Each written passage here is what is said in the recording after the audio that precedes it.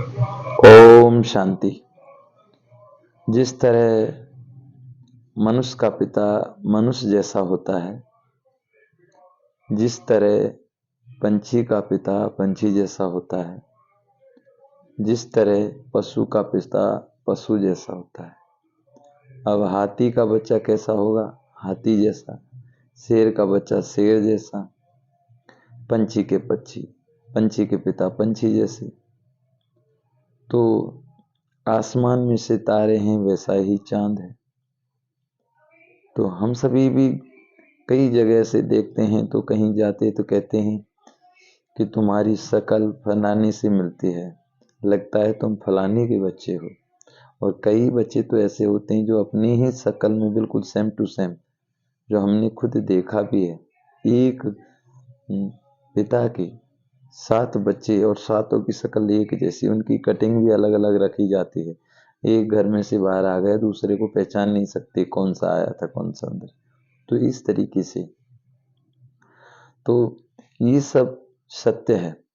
तो जैसे मनुष्य का पिता मनुष्य जैसा, पशु का पिता पक्षी जैसा, पशु का पिता पशु जैसा, हाथी का बच्चा हाथी जैसा, शेर का बच्चा शेर जैसा।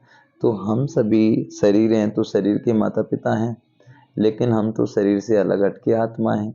तो आत्मा का पिता आत्मा जैसा निराकार ज्योति स्वरूप, जिसको सत्यम शिवम सुंदरम कहा गया है, वो परमात्मा शिव हम सभी आत्माओं के पिता हैं।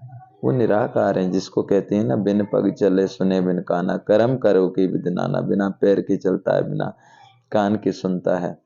कहते हैं लाल छत के नीचे बैठा जानी कौन मदारी, तरह तरह के खेल रचा भी नाची दुनिया सारी। उसको कहते हैं ना क्या, कि वो परमात्मा सत्यम है। उसको कहते हैं सत्यम, माना वो सत्य है। जिस तरह बिजली का करंट सत्य है, हवा सत्य है, सर्दी सत्य है, गर्मी सत्य है, धूप सत्य है, छाएं सत्य है, और खुशबू सत्य है। ये सब कुछ सत्य है। वैसे ही परमात्मा भी सत्य है।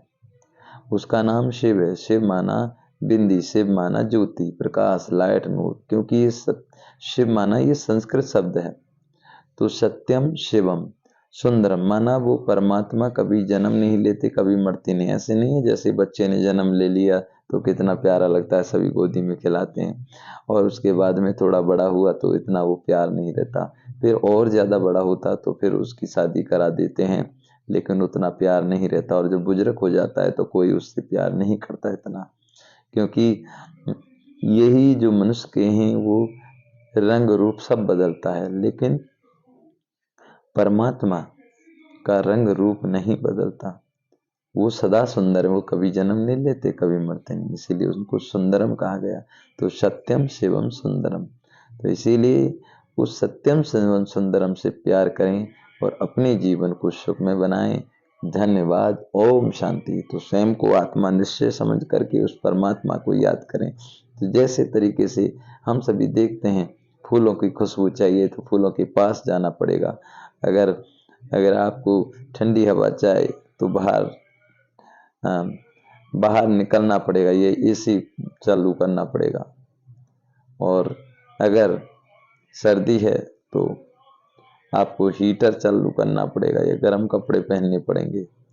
यही तरीके से हम उस परमात्मा को भी याद कर सकते हैं, अपने जीवन को सुख में बना सकते हैं। बस क्या करना है, स्वयं को आत्मा समझ के उसे याद करना है। अच्छा, ओम शांति।